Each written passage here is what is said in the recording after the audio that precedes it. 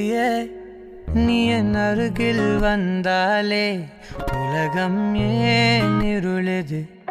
பகலிரவாய் மாறுது வளைவினில் எல்லாம் வளைந்து தொலைந்து போவேனே நீயே வெண்பனியே